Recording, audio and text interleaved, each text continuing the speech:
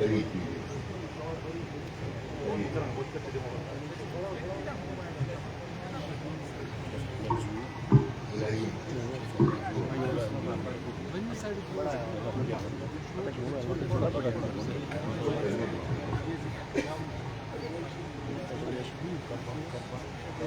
الحمد لله وكفى وسلام على عباده الذين اصطفى أما بعد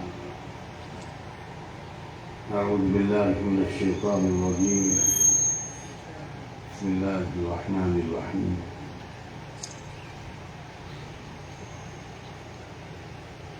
والبلد الطيب يخرج نباته بإذن ربه والذي خبث لا يخرج إلا نكدا وقال تعالى وقال الذين كفروا لرسلهم لنخرجنكم من أرضنا أو لتعودن في ملتنا فأوحى إليهم ربهم لنهلكن الظالمين ولنسكننكم الأرض من بعدهم ذلك لمن خاف مقامي وخاف وعيد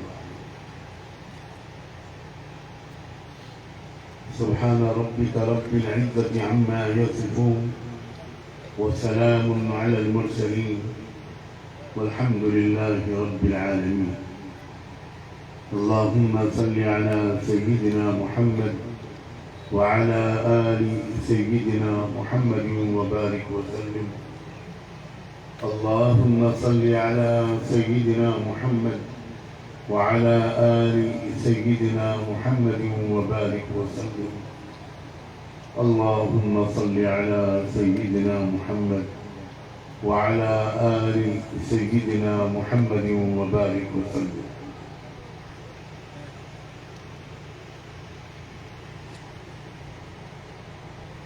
حضرات علماء کرام، خاص طور پر ہم سب کے بزرگ وقت البزرگ المحترم حضرت مولانا رحمت اللہ صاحب دامت برکاتہ،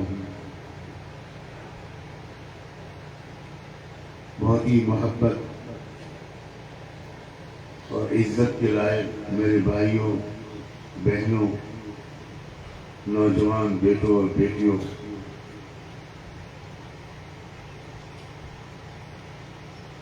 چند ہفتے پہلے جب پہلی بار میرے پاس یہ نوجوان عالم اس ادارے کے بانی و ناظم مولانا سجاد ندوی آئے اور بہت درد کے ساتھ، بڑی محبت اور طلب کے ساتھ یہاں حاضری کی دعوت دی، کچھ حالات بتائے تو اگرچہ میری صحت اجازت نہیں دیتی کہ میں اتنا لمبا سفر کروں، مگر ہمارے بزرگوں کا طریقہ ہم نے ہمیشہ دیکھا کہ وہ نوجوانوں کی حوصلہ افزائی کرتے، محبت مجھے ان جوانوں سے ہے ستاروں پہ ڈالتے ہیں جو کمن، تو میں نے اپنی مغفرت کی نیت سے سفر کا ارادہ کیا، اور یہ تو مجھے اندازہ بھی نہیں تھا کہ اتنے اولیاء اللہ اور صالحین کی صحبت بھی حاصل ہوگی، اور اتنا پیارا مجمع غلامان مصطفیٰ کا، عاشقان رسول کا، جن میں علماء بھی، پروفیشنل بھی، ڈاکٹر وکیل بھی، تاجر بھی، نوجوان بھی، اور سب سے بڑھ کر خواتین اسلام بھی، جو امت کا مستقبل ہیں اور مستقبل کو بنانے والیاں ہیں، یہ تو مجھے اندازہ بھی نہیں تھا۔ اللہ تعالیٰ میری اس حاضری کو میرے لیے بھی اور آپ سب کے لیے بھی برکت کا، خیر کا، مغفرت اور ہدایت کا ذریعہ بنا۔ میں وقت بچانے کی نیت سے الگ الگ طبقات سے بات کروں گا۔ سب سے پہلے میں علماء کی خدمت میں بہت ہی عاجزانہ کچھ گزارشات پیش کرنا چاہتا ہوں۔ علماء کرام سے یہ گزارش کرنا چاہتا ہوں کہ امت پر اپنی شفقت بڑھا دیجیے۔ یہ امت آپ کی ڈانٹ ڈپٹ کی مستحق نہیں ہے، یہ امت آپ کی محبت اور شفقت کی پیاسی ہے۔ اس کا دل دکھانے کے لیے دشمنان اسلام ہی بہت ہے۔ اس امت کو جوڑیے، اختلافات والی باتیں مت کیجیے۔ تو برائے وصل کردن آمدی، نئے برائے فصل کردن آمدی۔ آپ کا ہر جملہ مرہم لگانے والا ہو، فاصلوں کو کم کرنے والا ہو، امت کو جوڑنے والا ہو۔ آپ صرف ایک مسلک کے داعی نہ بنیے، آپ اسلام کے داعی بنیے۔ اسلام کا دامن بہت وسیع ہے، مسلک کا دامن اتنا وسیع نہیں ہو پاتا۔ اسلام کا دامن بہت وسیع ہے۔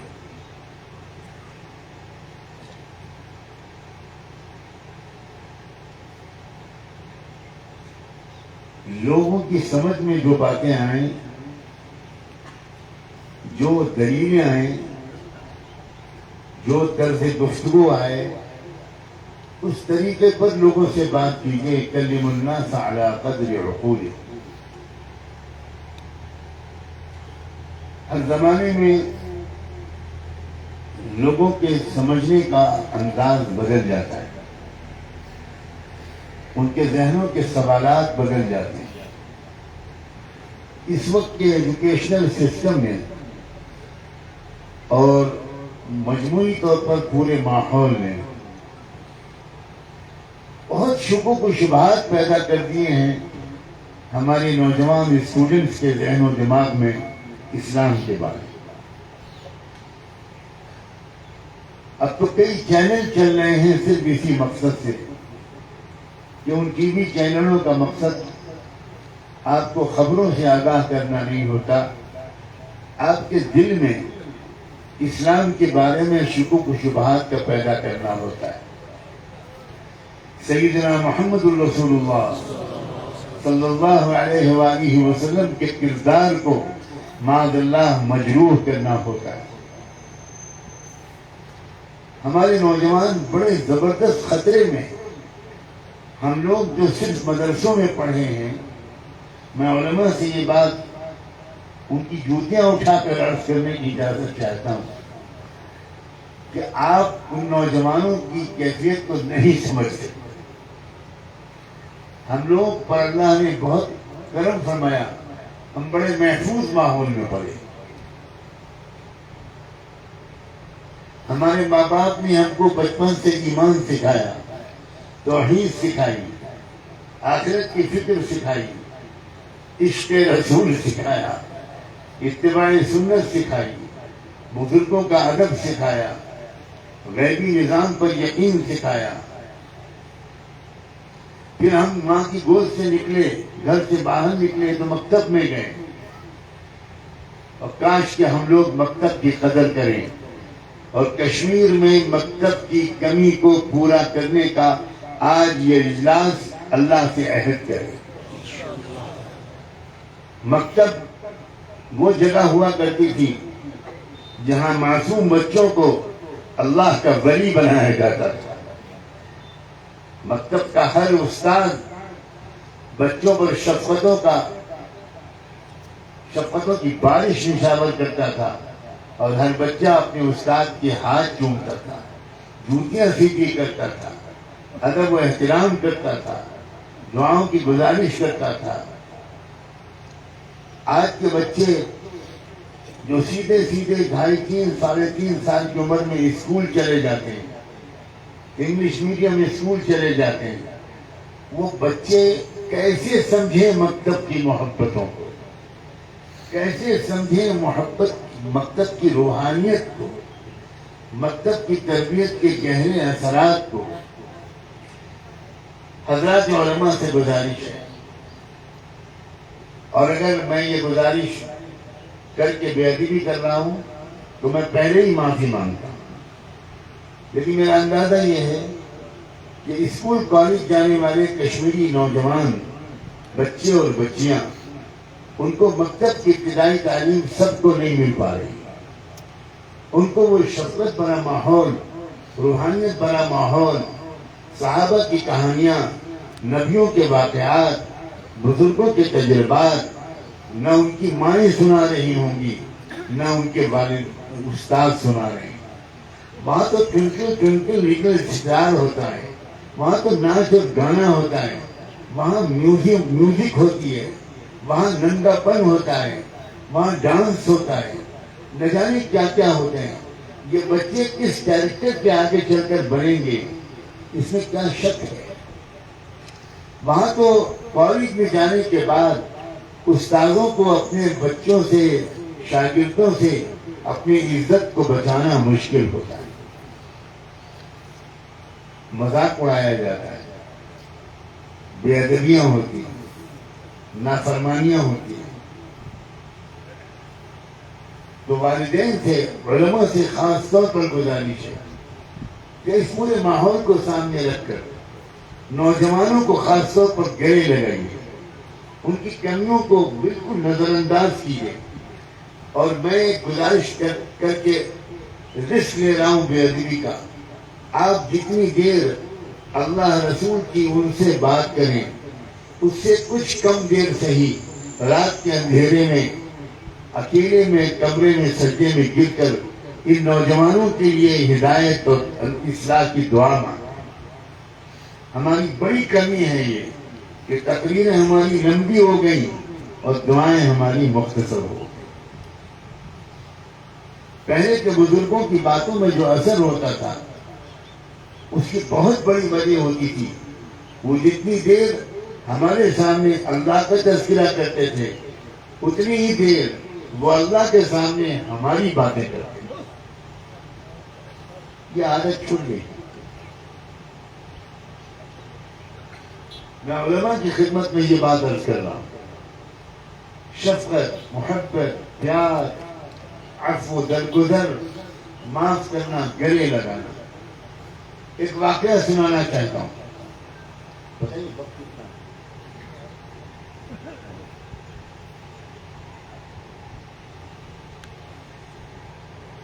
میں آج سے تقریباً 44 سال پہلے یا 45 سال پہلے ملک شام گیا.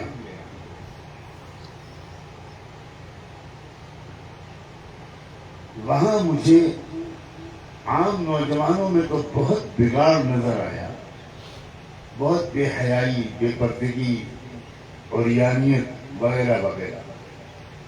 لیکن کچھ نوجوانوں میں مجھے تقوی کا نور نظر آیا، بہت پاک دامن نوجوان بچے. میں نے ان بچوں سے پوچھا کہ تمہاری تربیت کس نے کی ہے؟ تو انہوں نے نام لیا. میں نے کہا کہ میں کیا تمہارے شیخ مربی سے مل سکتا ہوں؟ میں مدینے سے آیا ہوں، اس وقت میں مدینے میں پڑھتا تھا. تو اس نے کہا بہت شوق سے. اگلے دن جمعہ کا دن تھا، طے یہ ہوا کہ میں جمعہ کی نماز اسی مسجد میں پڑھوں گا. چنانچہ میں چلا گیا اسی کے ساتھ. وہاں کے امام و خطیب سے ملاقات ہوئی. کیا نورانیت تھی ان کے اندر. بعد میں پھر ان سے لمبی نشست رہی، بڑی تاریخ سنائی انہوں نے. میں نے ان سے پوچھا کہ یہ نوجوان نسل آپ نے کیسے تیار کی؟ تو انہوں نے اپنے شیخ کا نام لیا. کہا اصل میں ہمارے شیخ تھے، مربی تھے، شیخ عبدالکریم رفاعی ان کا نام تھا. ان کا ایک عجب طریقہ تھا. پورے ملک میں نوجوانوں میں بددین نوجوانوں کی اکثریت ہو گئی تھی، نوجوان بچے دین سے دور ہو گئے تھے. وہ کام یہ کرتے تھے کہ روزانہ عصر کی نماز کے بعد اپنے گھر سے اپنے ہاتھ سے کچھ مٹھائی بنا کر حلوہ بنا کر وہ اسٹیڈیم چلے جاتے تھے, کھیل کے میدان میں چلے جاتے تھے, اور وہاں جو لڑکے کھیل رہے ہوتے تھے ان کا کھیل دیکھتے رہتے تھے اور دعا کرتے رہتے تھے چپکے چپکے. اور جب میچ ختم ہوتا تھا تو ان بچوں کو بلا کر ان کو سینے سے لگاتے تھے, ان کو پیار کرتے تھے اور ان کو مٹھائی اور حلوہ کھلاتے تھے اور ان سے کہتے تھے بچوں تم لوگ تو قوم کا مستقبل ہو, میں تو تم کو دیکھ کر آنکھیں ٹھنڈی کرنے کے لیے آتا ہوں. علماء غور سے سنیں, کوئی نصیحت نہیں کرتے تھے. اس جملے کو میں پھر دوہراؤں, نصیحت نہیں کرتے, کوئی دینی تقریر نہیں کرتے تھے, بس بچوں کو پیار کرتے, بچوں کو مٹھائی کھلاتے اور اس کے بعد کہہ دیتے تھے کہ بچوں میں تو بوڑھا آدمی ہوں, فلاں مسجد میں رہتا ہوں, تم لوگوں کو جب کبھی فرصت ہوا کرے تو آ جائے کرو, میرا بھی کچھ وقت اچھا گزر جائے گا. تو لڑکے ان کی شفقت, پیار اور محبت اور اخلاق سے اتنے متاثر ہوتے تھے کہ ان کے پاس آنا شروع ہو گئے. 2 آئے, 4 آئے, 10 آئے, 20 آئے, 50 آئے, 200 آئے, 500 آئے. لڑکوں کا ہجوم پروانوں کی طرح ان کے اوپر ٹوٹنے لگا. اور وہ بھی جب وہاں آتے تھے بچے تو بس ان کو کھلاتے پلاتے تھے, پیار کرتے تھے, کہتے تھے بچوں بس تم کو دیکھ کر امید ہوتی ہے کہ انشاءاللہ اسلام پھیلے گا. حالانکہ وہ اور لڑکے خود کہتے تھے شیخ معاف کیجیے ہم بڑے بے دین لوگ ہیں, آج آپ سے وعدہ کرتے ہیں 5 وقت کی نماز پڑھیں. اب میں مختصر کرتا ہوں, دھیرے دھیرے دھیرے دھیرے یہ حال ہو گیا. آج جو لوگ غزہ میں محاذ سنبھالے ہوئے ہیں یہ وہی نوجوان. محبت فاتح عالم ہے, نصیحت فاتح عالم نہیں ہے. نصیحت تو بعض وقت اگر صحیح انداز سے نہ دی جائے تو فاصلوں کو بڑھا دیتی ہے اور محبت فاصلوں کو کم کر دیتی ہے.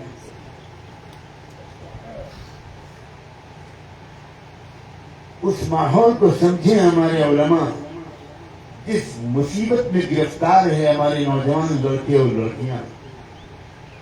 ہم نے اسلامی مزاج کے اسکول نہیں کھولے, ہم نے اسلامی ماحول کے کالج نہیں قائم کیے, اسلامی مزاج کی یونیورسٹیاں نہیں قائم کی. کچھ ہماری کم ہمتی اور کچھ ہماری مجبوریاں. اب لڑکے مجبور ہیں, آپ ان کو روک نہیں سکتے. وہ کالج بھی جائیں گے, اسکول بھی جائیں گے, یونیورسٹی بھی جائیں گے.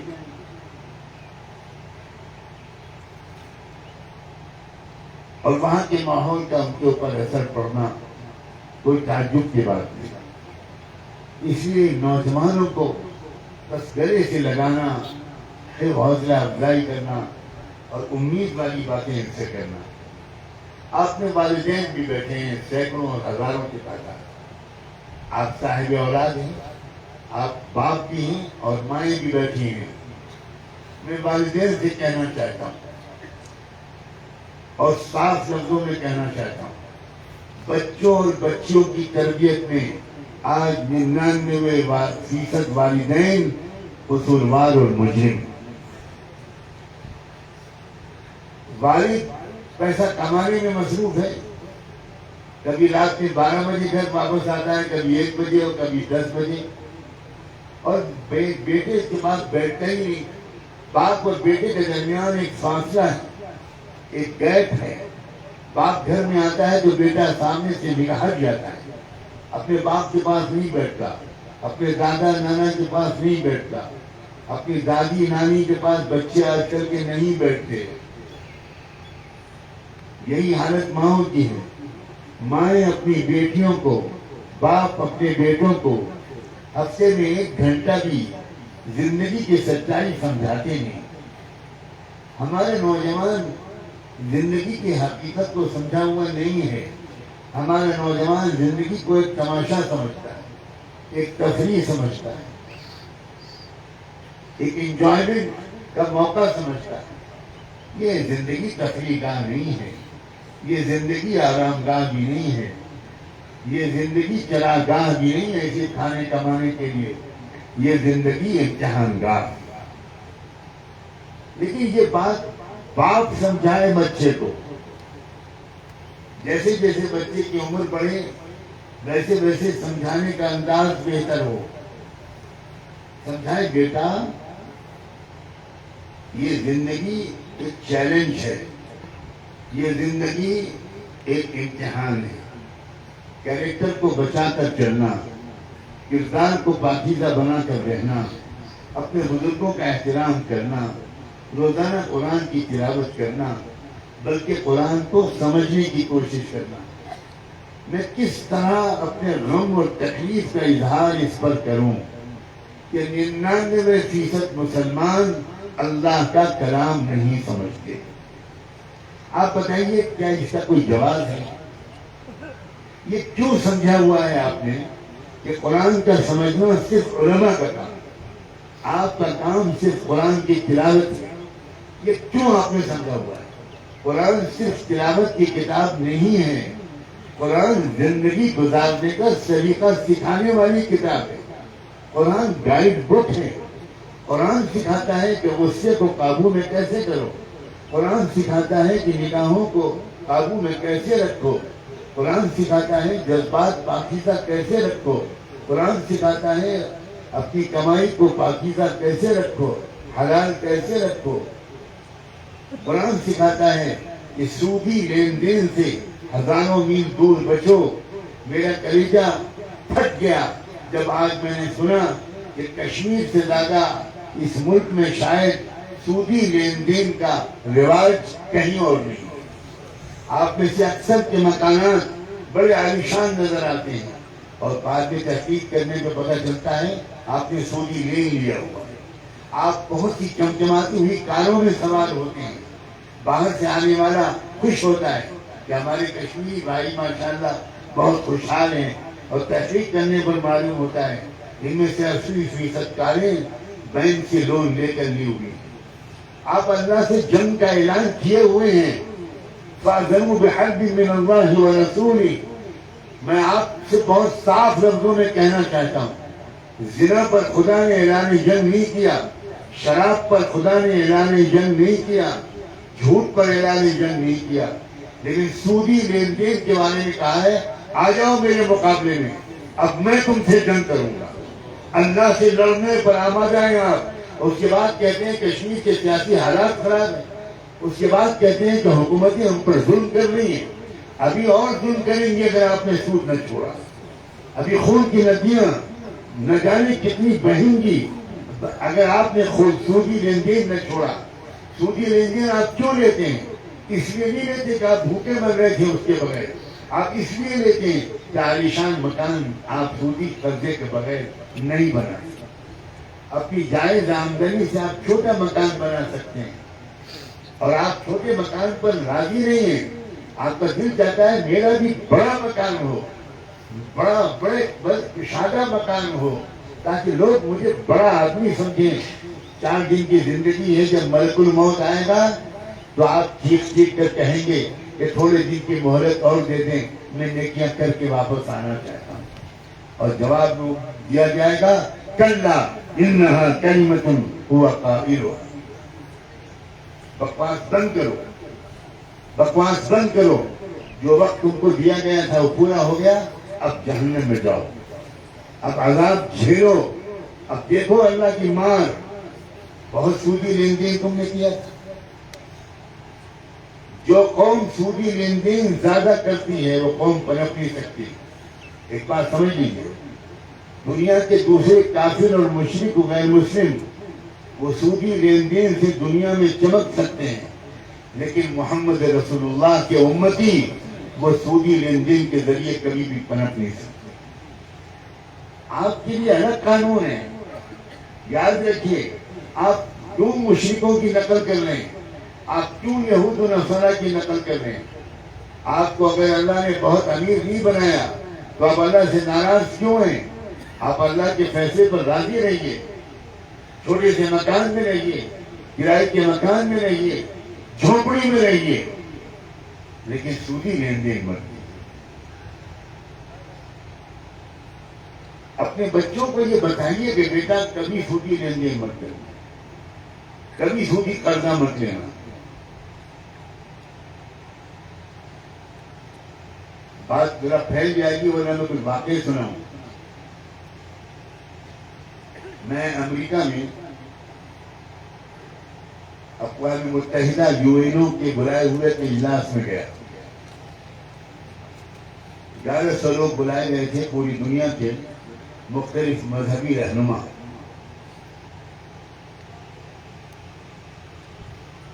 پہلا سیشن کا موضوع تھا کہ دنیا سے غربت کو کیسے دور کیا جائے۔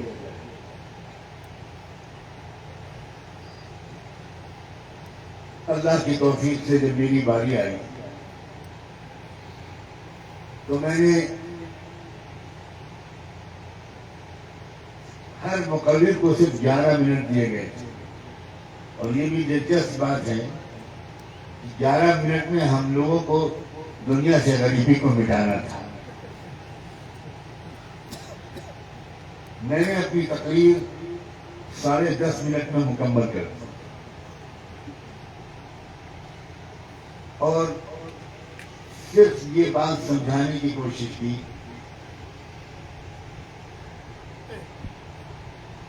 کہ آج سے 1400 سال پہلے دنیا میں ایک غریب ترین قوم کی غریبی کو دور کرنے کا بڑا کامیاب تجربہ ہوا تھا،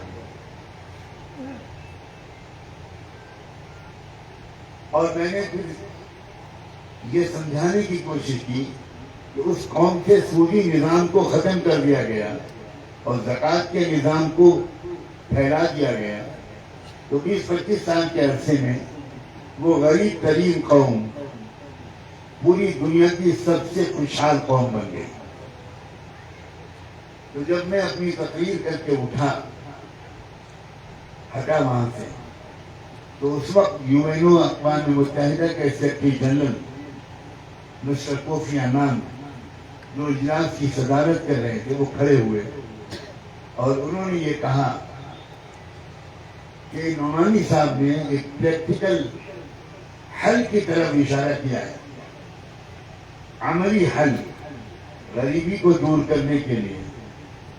تو میں چاہتا ہوں اگر آپ لوگ اجازت دیں تو دوبارہ نعمانی صاحب کو 11 منٹ کے لیے میں بلاؤں اور ان سے کہوں کہ اس کو کھول کر بیان کیجیے۔ سارے لوگوں نے تالیاں بجا کر اجازت دی اور میں آنسوؤں کے ساتھ دوبارہ گیا، کیونکہ یہ کمال میرا نہیں تھا، یہ کمال محمد مصطفیٰ کی شریعت کا تھا، اللہ کے قانون کا تھا۔ اس کے بعد دوسری مرتبہ جب مجھے بلایا گیا، میں نے بہت کھول کر بات کی، پہلی دفعہ تو اشاروں کنارے میں زیادہ بات کی، دوسری بار بہت کھول کر بات کی، اور میں نے کہا میں چیلنج کرتا ہوں، اس وقت عالمی اجلاس میں آن ریکارڈ یہ چیلنج کرتا ہوں کہ جب تک سودی نظام کا خاتمہ نہیں ہوگا تب تک دنیا سے غریبی دور نہیں ہو سکتی۔ اجلاس ختم ہو گیا، لوگوں نے مجھے گھیر لیا، وہ غلط کہانی ہے۔ کھانے کا وقت آیا تو ہم لوگ کھانے کی میز پر بیٹھے، کھانا ابھی شروع ہونے والا تھا کہ مجھے بلایا گیا کہ سیکرٹری جنرل صاحب کہہ رہے ہیں کہ آپ میری میز پر آ جائیں، تو میں سب سے معذرت کر کے وہاں چلا۔ وہاں تعارف ہوا، جن لوگوں سے تعارف ہوا ان میں ایک ورلڈ بینک کے ڈائریکٹر تھے، ورلڈ بینک کے ڈائریکٹر جنرل، جہاں سے پوری دنیا میں یہ سودی نظام چلایا جاتا ہے، وہ بھی بیٹھے ہوئے، گرین ٹرنر ان کا نام تھا۔ تو انہوں نے کہا کہ آج آپ نے تو عجیب باتیں کہی، آپ نے تو کہا کہ سودی پورے نظام کو، انٹرسٹ بیس اکنامک سسٹم اور بینکنگ سسٹم کو ڈیمالش کیے بغیر، اس کو ختم کیے بغیر دنیا سے غریبی دور نہیں ہو سکتی۔ تو کیسے ممکن ہے کہ دنیا چلے گی کیسے؟ آخر دنیا قرضے لے گی تو پھر کیا ہوگا؟ اگر سود کے ساتھ واپس نہیں کرے گی تو بینکنگ کا نظام کیسے چلے گا؟ میں نے ان سے کہا کہ میں آپ کو سمجھاتا ہوں. ایک فیکٹری لگاتے ہمارا ایک شخص 1 کروڑ روپے بینک سے لے کر وہ اپنی فیکٹری لگائے.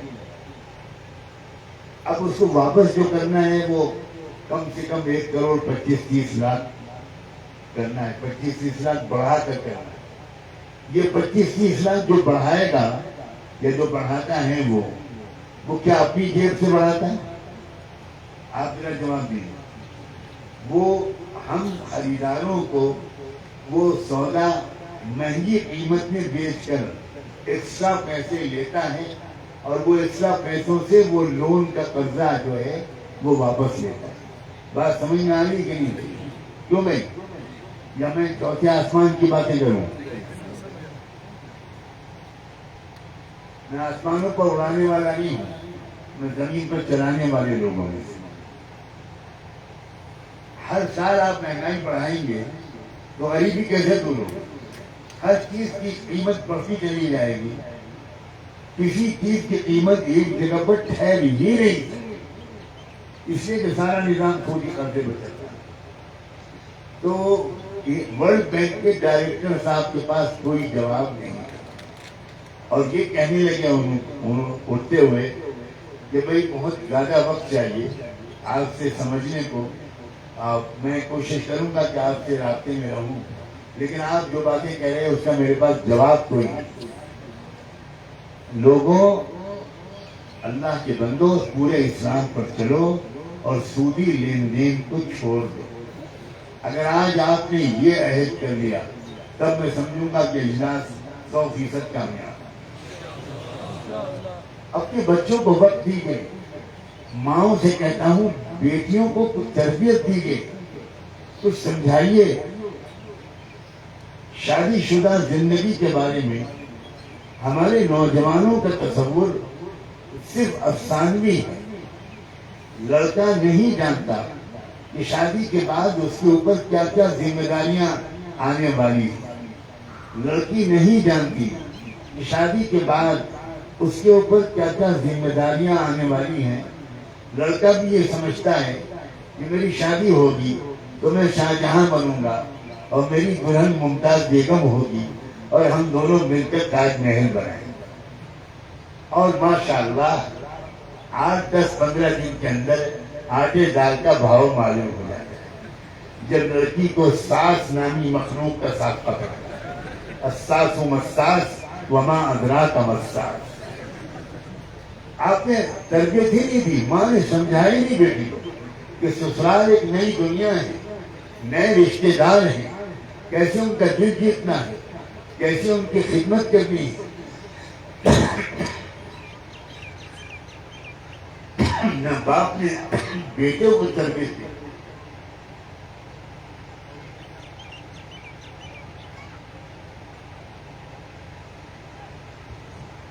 نہ باپ نے بیٹے کو زندگی کی سچائیوں سمجھائی. باپ کماتا ہے اور بیٹا اڑاتا ہے. بیٹا نہیں جانتا کہ کتنی مشکل سے باپ کما کر لاتا ہے. اس لیے والدین سے کہتا ہوں اپنے بچوں کی تربیت کیجیے، ان کو وقت دیجیے.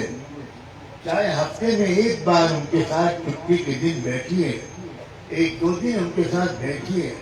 پیار محبت سے زندگی کی سچائیاں ان کو سمجھائیے، قریب کیجیے. ایک زمانہ تھا کہ بچے والد کے پاس سمٹ کر بیٹھتے تھے، بچیاں ماں سے سمٹ کر بیٹھتی تھی. ماں اور باپ کو چھوڑیے، دادا اور دادی کے پاس، نانا اور نانی کے پاس بچے شوق سے آتے تھے کہ دادی اماں کوئی کہانی سنائیے، دادا ابا کوئی قصہ سنائیے. یہ رواج تھا. اب بالکل یہ رواج ختم ہو چکا ہے. کیونکہ میں صحیح کہہ رہا ہوں، نوجوان بچے اپنے باپ کے پاس نہیں بیٹھتے اور باپ نے بھی اپنے کو ایسا جلالی بنا رکھا ہے کہ باپ جب گھر میں آتا ہے تو یہ نہیں سمجھ میں آتا بچوں کے کہ باپ آیا ہے یا تھانے دار صاحب آئے ہیں، ایس پی صاحب آئے ہیں. ایسا ماحول گھر کا بننا چاہیے. یہ اسلام سکھاتا ہے. گھر میں محبتوں کا ماحول، خوشیوں کا ماحول. ہنسی مذاق کا ماحول، دوریاں نہ ہوں. یہاں تاجر حضرات بھی بیٹھے ہیں. تاجر حضرات سے مجھے یہ کہنا ہے کہ آپ کی تجارت کا مقصد کیا ہے؟ شاندار مکان بنانا، بہترین کپڑے بنانا، بہت اچھا فرنیچر آپ کے ڈرائنگ روم میں اور ڈائننگ ہال میں، اپنی بیٹی کی شادی پر کروڑوں روپے لٹا دینا، یہ آپ کی تجارت کا مقصد ہے. میں اور کچھ نہیں کہنا چاہتا. مسلمان تاجر کا یہ مقصد نہیں ہو سکتا. آپ تاجر تو ہیں لیکن ابھی مسلمان بننے میں کسر ہے. سمجھیں تاجر حضرات، تاجر کو تجارت کرتے تھے وہ عیاشیوں کے لیے نہیں کرتے تھے، وہ تاجر کرتے تھے اسلام کی کام کو تقویت پہنچانے کے لیے. وہ تاجر تجارت کرتے تھے غریبوں کی خدمت کے لیے. آپ نے وہ واقعہ سینکڑوں بار اپنے بزرگ علماء سے سنا ہوگا کہ ایک صحابی آئے، اللہ کے رسول کی خدمت میں حاضر ہوئے اور آ کر کچھ اپنی پریشانی کا اظہار کیا. حضور سمجھ گئے. آپ نے فرمایا تم ایسا کرو، عثمان کے پاس چلے جاؤ اور بتا دینا کہ میں نے بھیجا ہے، اور اپنی پریشانی کا اظہار عثمان سے کر دینا، وہ تمہاری مدد کرے گا.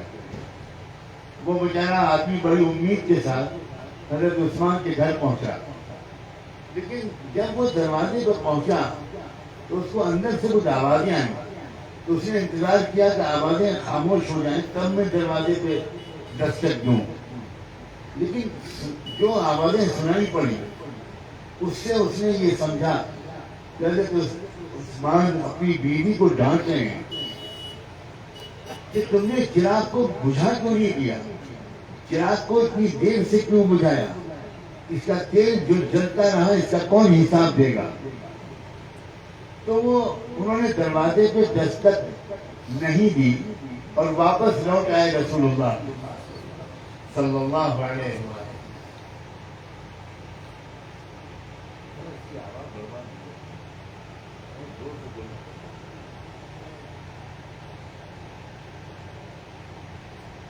وہ لوٹ آئے اللہ کے رسول کے پاس اور حضور نے کہا کہ آپ نے مجھے کس کے پاس بھیج دیا؟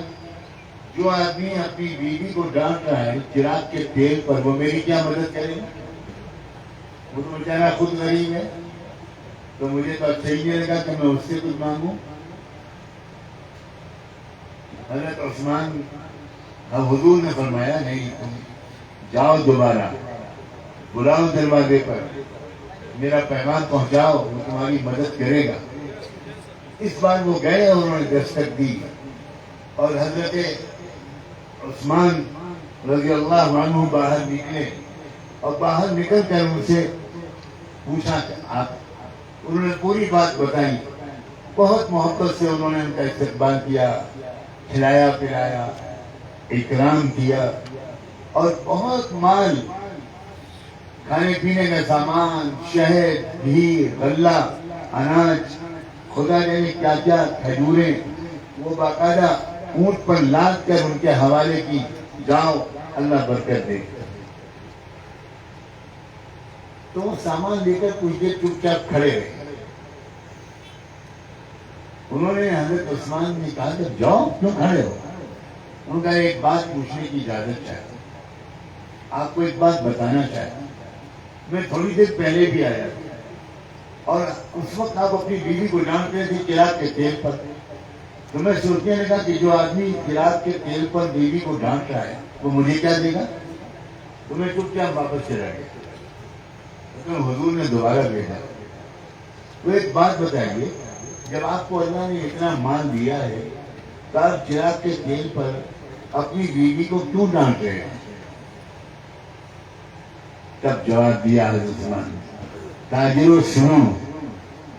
حضرت عثمان نے کہا بے شک ہم کاروبار کرتے ہیں، بے شک ہم مال کماتے ہیں، لیکن ہم مال اپنے عیش و عشرت کے لیے نہیں کماتے. میں تم جیسے بھائیوں بہنوں کی خدمت کے لیے ہم لوگ کماتے ہیں. اللہ کے دین کا کام آئے، ہمارا یہ مال اس لیے کماتے ہیں. میں جب بھی کشمیر آتا ہوں، اور کشمیر کیا اکثر علاقے کے مسلمانوں کا یہی حال ہو گیا ہے، بڑا دل دکھتا ہے، بہت احساس ہوتا ہے کہ یہ بات پوری طرح شاید سب لوگوں کی سمجھ میں نہیں آئی۔ آپ ذرا تھوڑا سا اس معاملے میں نظر ثانی کی۔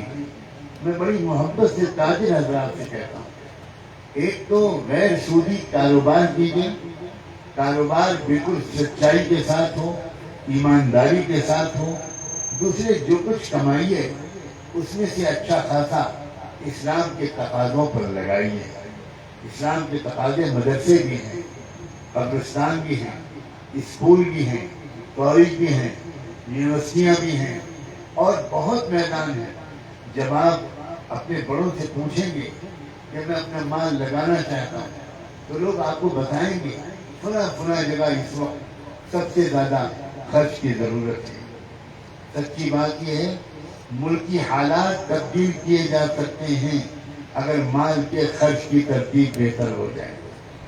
کاش اس جملے کو چند لوگ یہاں سمجھنے والے موجود ہیں۔ ملکی حالات تبدیل کیے جا سکتے ہیں اگر مال کے خرچ کرنے کی ترتیب درست ہو۔ ہمارے ملک کی سیاست نظریات کی بنیاد پر بہت کم اور مال کی بنیاد پر زیادہ چل رہی ہے۔ ایک آدمی صبح کسی سیاسی پارٹی میں ہوتا ہے، شام کو پارٹی بدل لیتا ہے۔ نظریات کا مسئلہ نہیں ہے، مفادات کا مسئلہ ہے۔ کاش کے تاجر حضرات ذرا تنہائیوں میں ملیں، ان کو سمجھایا جائے کہ بھائی ہمارے ملک میں، اپنے ریاست میں اتنی خوبصورت ریاست، اتنی اعلیٰ درجے کی روحانی صلاحیت والی، کاش کہ آپ اپنی روحانی صلاحیت کو پہچان لیتے۔ امیر کبیر کی دعاؤں سے اور یا اللہ کی توجہات سے جو روحانیت یہاں کے ذرے ذرے میں ہے، وہ باہر سے آنے والا محسوس کرتا ہے، شاید زیادہ محسوس کرتا ہے۔ اس روحانیت کو فروغ دینے اور بچائے رکھنے کے لیے اپنے اداروں کی ضرورت ہے، اپنے اسپتالوں کی ضرورت ہے، اپنے اسکولوں کالجوں کی ضرورت ہے، اپنے یتیم خانوں کی ضرورت ہے، اور وہاں ان سب چیزوں پر مال لگنا چاہیے۔ اور یہاں کے علاوہ بھی آپ کا مال بہت بڑی بڑی تبدیلیاں لا سکتا ہے۔ میں تاجر حضرات سے یہ گزارش کرتا ہوں، ڈاکٹر حضرات بھی ہوں گے یہاں بیٹھے ہوئے، وکلاء بھی ہوں گے۔ ڈاکٹری کا پیشہ میں نے کل بھی کہا تھا، سری نگر شہر میں جو مخصوص حضرات کی ایک چھوٹی سی مجلس اچانک ہو گئی تھی کہ میڈیکل پیشہ یہ اللہ کو راضی کرنے والا، اللہ کے بندوں کی خدمت کرنے والا، اللہ کے بندوں کی دعائیں لینے والا، یہ بہت بڑا پیشہ تھا۔ اب اسی پیشے کو خون چوسنے والا پیشہ بنا دیا گیا۔ اکثر ڈاکٹر مریضوں کے ساتھ زیادتی کر رہے ہیں۔ مجھے امید ہے کہ انشاءاللہ اللہ کے رسول کے غلام جو ڈاکٹر بن رہے ہیں، بن چکے ہیں، بنیں گے، وہ انسانی ہمدردی کی بنیاد پر اپنے مریضوں کے ساتھ برتاؤ کریں گے، غیر ضروری جانچیں نہیں لکھیں گے، سستی دوائیں لکھیں گے، اور اپنے پاس سے اگر ضرورت سمجھیں گے تو مدد کریں گے، اور سب سے زیادہ مریض کے ساتھ مسکرا کر بولنا، اس کی ہمت بڑھانا، ہمدردی کے دو بول بولنا، اسی سے مریض آدھا اچھا ہو جاتا ہے۔ یہ بات ڈاکٹر لوگ ہم جیسوں سے زیادہ جانتے ہیں۔ جو سیاستداں ہیں، جو پولیٹیکل ایکٹیوسٹ ہیں، ان سے بھی کہنا چاہتا ہوں کہ بھائی اپنے ذاتی مفاد کے لیے سیاست کرنا یہ کسی مسلمان کا کام نہیں ہو سکتا۔ مسلمان سیاست میں جائے تو اللہ کے مخلوق کی خدمت کے لیے جائے، سرکاری پیسے کو صحیح جگہ پر لگوانے کے لیے جائے، خود فائدہ اٹھانے کی نیت سے نہ جائے تو یہ سیاست میں لگنا بھی عبادت شمار ہوگا، دین شمار ہوگا۔ اس کی بھی سخت ضرورت ہے، سخت ترین ضرورت ہے۔ اور جب آپ اللہ والے بڑے صاحب نظر لوگ، جن کی نظر ملکی اور عالمی حالات پر بھی ہے، خطرات پر بھی ہے اور امکانات پر بھی ہے، جب آپ ان سے ملیں گے ان سے کچھ سیکھیں گے اور سمجھیں گے تو آپ کو یہ بات معلوم ہوگی کہ اس وقت دنیا کے بہت سے ممالک دو راہے پر کھڑے ہیں، یا وہ جہنم بن سکتے ہیں اپنے رہنے والوں کے لیے، اور یا وہ ہدایت کا مرکز بن سکتے ہیں۔ عجیب و غریب بات ہے، عجیب بات ہے۔ میں نے جو بات 15 سال پہلے کہی تھی، جس کو ابھی یاد دلایا گیا، آج 15 سال ہوتے ہوتے اس بات کی سچائی اس قدر ظاہر ہو رہی ہے۔ ادھر غزہ میں اللہ کے بندے اور بندیاں شہید ہو رہے ہیں، اور ادھر یورپ اور امریکہ میں اللہ کے ہزاروں بندے اسلام لا رہے ہیں۔ یعنی تعداد بھی ملتی جلتی ہے، 40-45 ہزار لوگ اب تک شہید ہو چکے ہیں، اور 48,000 لوگ سرکاری اطلاع کے مطابق یورپ میں اسلام لا چکے ہیں۔ اور کیوں اسلام لا رہے ہیں؟ انہیں کوئی دعوت نہیں دے رہا۔ ایک مسجد میں 80 عورتیں ایک ساتھ آئیں، اس مسجد کے امام سے کہا کہ ہم لوگ اسلام قبول کرنا چاہتے، اس لیے آئے۔ تو انہوں نے پوچھا کہ بھئی کیسے آپ اتنی بڑی تعداد میں؟ تو انہوں نے کہا دیکھیے، ہم لوگ دیکھ رہے ہیں ٹیلی ویژن پر فلسطین کے حالات کو، اور ہم یہ دیکھ رہے ہیں کہ ماں اپنے شہید بیٹے کی پیشانی چوم رہی ہے اور کہہ رہی ہے شاباش بیٹا شاباش، شاباش میری دعائیں قبول کروا دی تم نے۔ شوہر اپنی بیوی کو رخصت کر رہا ہے، بیوی اپنے شوہر کو رخصت کر رہی ہے، بہن اپنے بھائی کو رخصت کر رہی ہے، ننھے منھے بچوں کو قبر میں اتار رہا ہے باپ۔ ابھی پرسوں جو اللہ کا بندہ شہید ہوا، اس شہید کے جنازہ جب گھر میں لایا گیا تو اس شہید کی بیوی نے اس شہید کی ماں سے کہا ماں مبارک ہو، آپ دعا کرتی تھی کہ آپ شہید کی ماں بنے، اللہ نے آپ کی دعا قبول کی۔ شہید کی بیوہ بجائے رونے اور چلانے کے وہ اپنی ساس کو، اپنے شوہر کی ماں کو مبارکباد دے رہی ہے۔ مجھے بتائیے وہ مسلمان ہیں کہ ہم مسلمان ہیں؟ اللہ کے بندو، خدا کے لیے اپنے ایمان کو مکمل کرو۔ کمی ہے ہمارے یہاں، تو بھئی کمی ہے کہ نہیں؟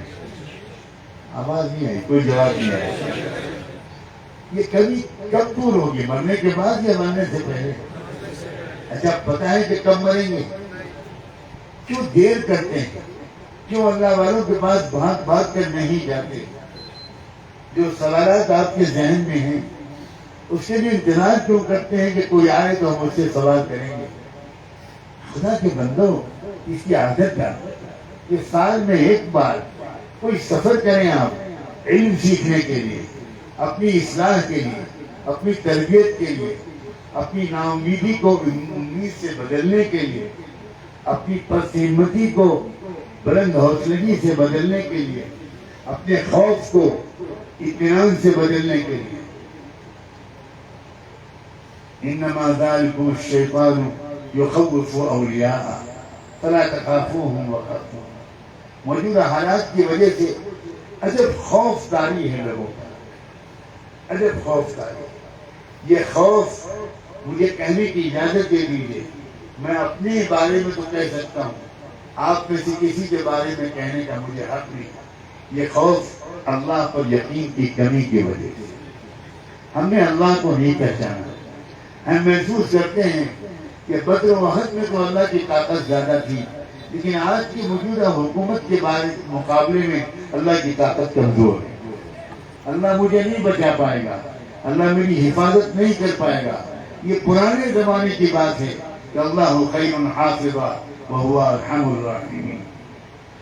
دوستو، اللہ اپنی اسی طاقت کے ساتھ آج موجود ہے۔ جس اللہ نے فرعون کو سمندر میں ڈبویا تھا، وہ اس وقت کے فرعونوں کو بھی زندگی کے سمندر میں ڈبوئے گا۔ یاد رکھیں، جب کسی حکمراں کا غرور و تکبر حد سے آگے بڑھ جاتا ہے، ظلم اور دہشت گردی اور آتنکواد حد سے آگے بڑھ جاتا ہے، وہ کوئی بھی حکمراں ہو، دنیا کے کسی ملک کا ہو، اس کا خاتمہ قریب ہوتا ہے۔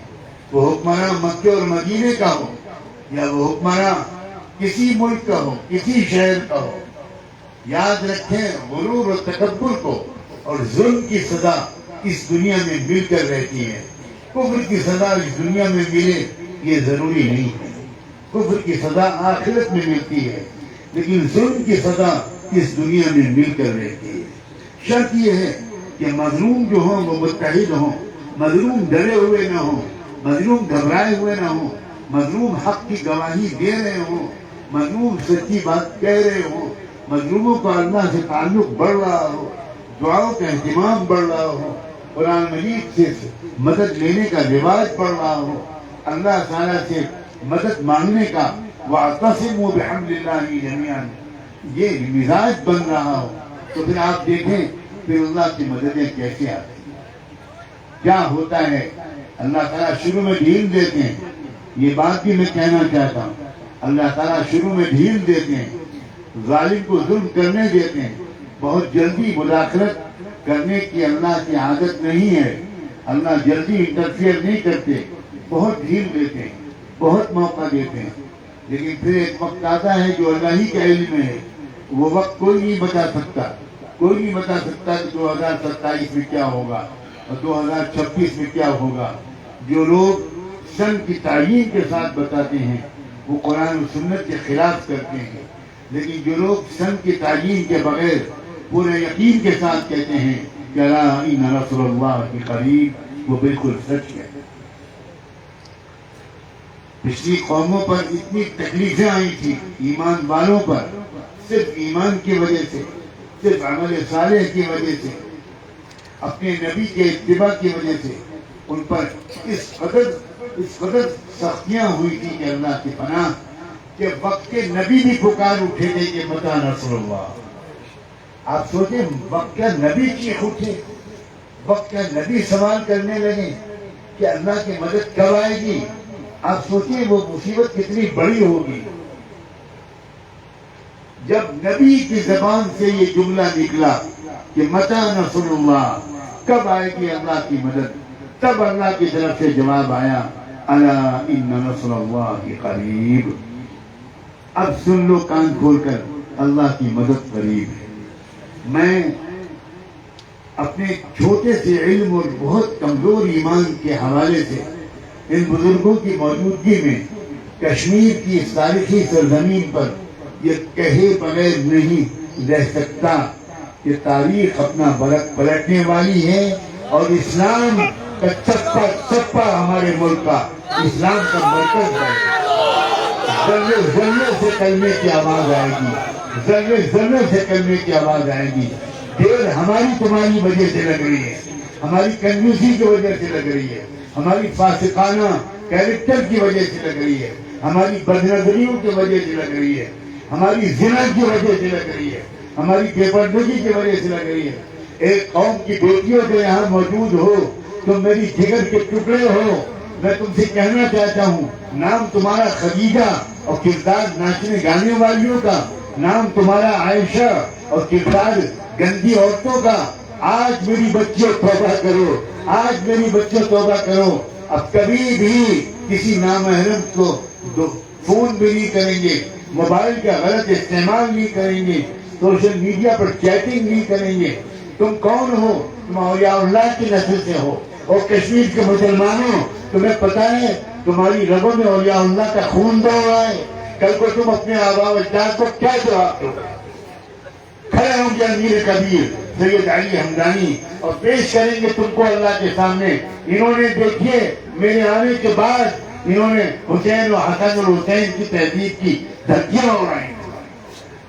دیکھیے ان کے نام فاطمہ تھا اس بچی کا، لیکن یہ ننگی پھرا کرتی تھی، اپنے حسن کی نمائش کرتی تھی، لڑکے اس کے بوائے فرینڈ تھے۔ میں یہ گمان نہیں کرنا چاہتا، مجھے کشمیر سے محبت نہیں ہے، عقیدت ہے عقیدت۔ میں یہاں کی روحانی فضا سے اپنی روح کو تقویت پہنچانے کی نیت سے آتا ہوں۔ میں آپ کو فائدہ پہنچانے کی نیت سے بعد میں خود اپنے اندر ایمانی تازگی محسوس کرتا ہوں۔ جب میں قبرستان شہداء کے سامنے سے گزرتا ہوں تو مجھے وہاں کی روحانی روحیں ترقی ہوئی ملتی ہیں۔ لگتا ہے جیسے وہ کہہ رہی ہوں جائیے سمجھائیے ہم ان کے لیے مرے ہیں، ہم نے ان کے لیے جان دی ہے، ہم نے ان کے لیے اپنی جوان بیویوں کو بیوہ کیا ہے، اور یہ کیا کر رہے ہیں؟ یہ سودی لین دین کر رہے ہیں، یہ ناچ گانے میں لگے ہیں، یہ موبائل پر غلط تصویریں دیکھ رہے ہیں۔ اے اللہ کے بندو، تم بزرگوں کی اولاد ہو، تم اولیاء اللہ کی نسل سے ہو۔ ذرا مجھے کسی نے نہیں کہا تھا کہ اگر فردوس بروئے زمین ہمیں ہنسو ہمیں ہنسو ہمیں ہنسو، لیکن تم اس جنت کو جہنم بنا دینے پر تلے ہوئے ہو۔ آج اللہ ہم سب کو سچی پکی توبہ رکھے، ایسی توبہ کہ اٹھنے سے پہلے اللہ فرشتے بھیج دے اور کہہ دے کہ فرشتوں جاؤ جاؤ ریاض الصالحین کے جلسے میں جا کر اعلان کرو، جاؤ کہہ دو میری طرف سے، اللہ کی طرف سے، جاؤ قوموا مغفورا لکم قد بدلت سیئاتکم حسنات، تم سب کو میں نے معاف کر دیا اور تمہارے گناہ نیکیوں سے بدل گئے، مردوں کے بھی، عورتوں کے بھی، جوانوں کے بھی، بوڑھوں کے بھی، تاجروں کے بھی، ڈاکٹروں کے بھی، وکیلوں کے بھی، علماء کے بھی، ماں باپ کے بھی، بھائی بہنوں کے بھی، نئے شادی شدہ جوڑوں کے بھی، جن کی شادی ابھی نہیں ہوئی، میرے عزیز ان نوجوانوں کے بھی۔ میرا خیال ہے اب ہم لوگ ہاتھ اٹھائیں دعا کے لیے۔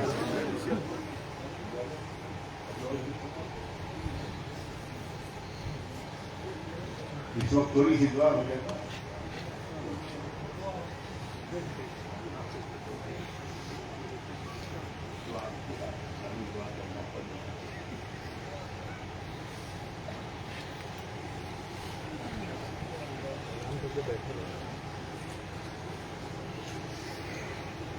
جو حضرات معذور نہیں ہیں وہ ادب سے بیٹھ جائیں، جو معذور ہیں وہ جس طرح ان کو راحت ہو اسی طرح کریں۔